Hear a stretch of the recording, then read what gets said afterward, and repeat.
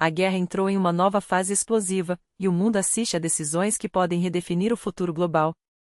Uma nação-chave da OTAN acabou de dar um passo ousado que deixou o Kremlin em estado de choque. A Ucrânia agora tem luz verde para atingir alvos estratégicos dentro da própria Rússia.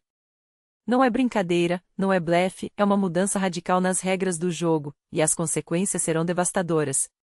Imagine só, até pouco tempo atrás, Kiev estava com as mãos atadas, proibida de responder aos ataques russos em seu próprio território.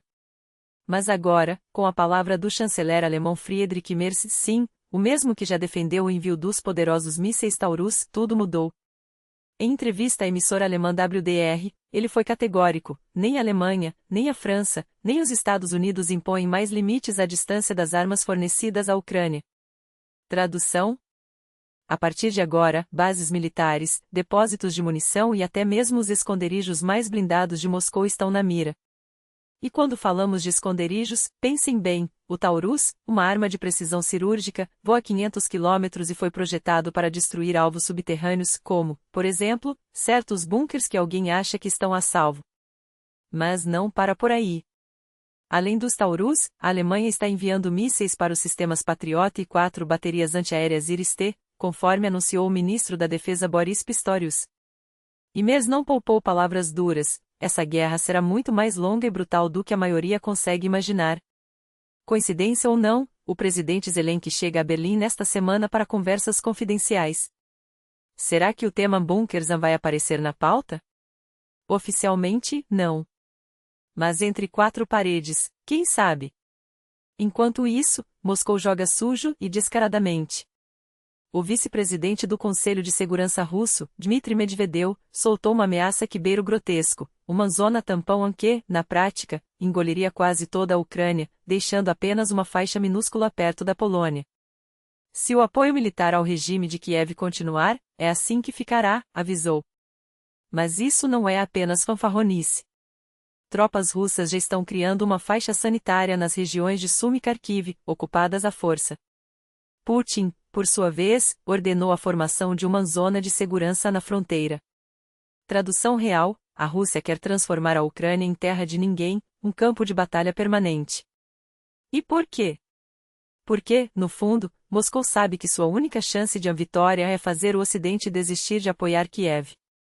Os analistas do Instituto para o Estudo da Guerra são claros: Putin não está lutando por territórios, mas pela moral ucraniana e pela paciência ocidental. Seu plano?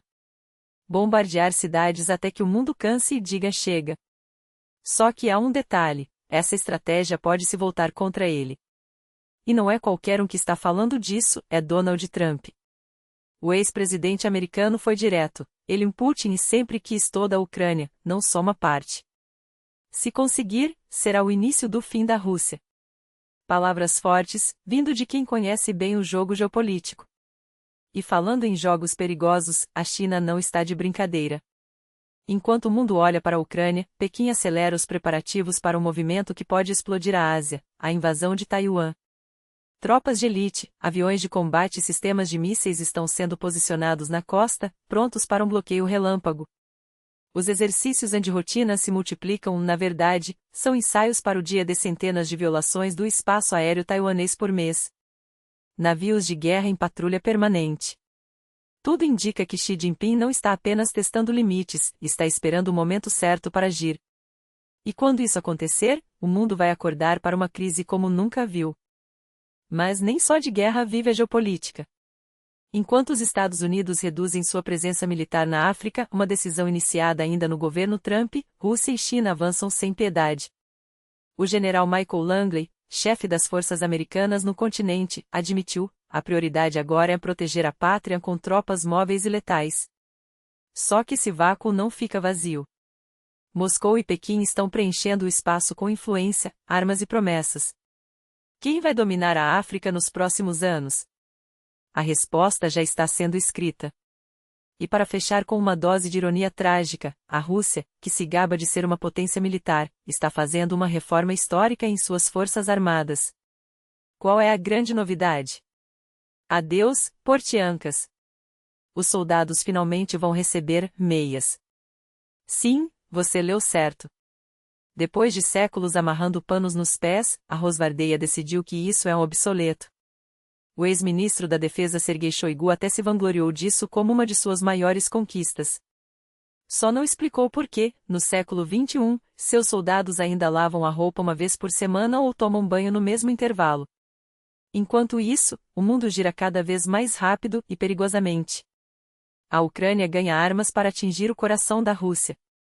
A China se prepara para um movimento que pode detonar uma guerra regional. A África vira palco de uma disputa silenciosa. E, no meio de tudo, um ditador em Moscou aposta suas últimas fichas em ameaças vazias e reformas ridículas. O que vem por aí? Uma coisa é certa, nada será como antes. E quem não estiver atento, vai ser pego de surpresa. Você está pronto para o que está por vir? Porque o próximo capítulo já começou e ele será implacável. Panos de guerra e botas de 1914? Não subestime o poder da improvisação. Em plena era de drones e mísseis hipersonicos, o exército que invade a Ucrânia recorre a ataduras de pano como equipamento essencial, não por nostalgia, mas porque, no fronte, até um trapo pode se tornar a diferença entre a vida e a morte. Ou, quem sabe, a rendição. Afinal, num campo de batalha onde as munições escasseiam e os soldados são enviados como carne de canhão, até um pedaço de tecido branco pode virar a última cartada de um regime desesperado. Enquanto isso, do outro lado do Atlântico, Trump Inc., quando o poder vira negócio, e vice-versa. Pelo menos alguém está lucrando com o caos. Enquanto o mundo se afoga em crises, a família Trump transforma a Casa Branca em uma máquina de fazer dinheiro e desta vez, sem meias palavras. São 320 milhões de dólares em criptomoedas, imóveis no exterior e clubes exclusivos, segundo o The New York Times. E não para por aí, em breve, Washington ganhará o Executive Branch, um clube privado ligado ao círculo presidencial onde a entrada custa $500 mil. Não é apenas um negócio. É um novo modelo de presidência, onde influência política e enriquecimento pessoal se fundem em um abraço tão apertado que nem a justiça consegue desatar. Coincidência? Trump sempre esteve à frente do seu tempo, especialmente quando o tempo é de impunidade. A Rússia afoga as mágoas no álcool, literalmente. Enquanto o Kremlin promete vitória, o povo russo corre para estocar alambiques caseiros. Em apenas 4 meses, as vendas de equipamentos para produzir samogon, a vodka artesanal, dispararam 37%, e os kits para fazer cerveja em casa subiram 35%, segundo dados da TO Online.